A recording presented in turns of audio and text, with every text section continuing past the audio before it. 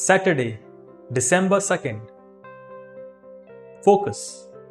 Stay awake at all times, praying that you may have strength.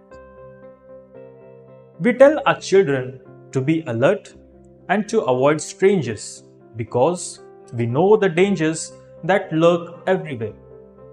A small child could be lured with sweets and kidnapped. Likewise, a teenager ensnared by drugs. Our loving Lord also warns us of the peril of getting engrossed in dissipation and drunkenness and cares of this life. When our eyes wander around like Eve's or get sidetracked by what the world offers, we lose sight of heaven. In order to avoid being led astray by things of this world, Jesus tells us to be watchful and prayerful at all times. We need to have a constant connection with God in order to receive power to counter temptation. In the preceding text, Jesus speaks of his second coming.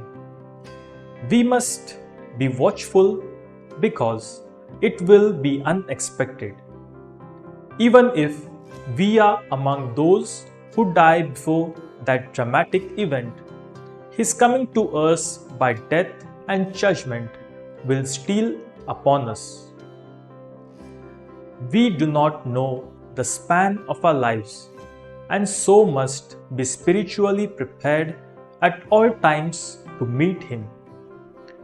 There is a saying, live each day as if it were your last.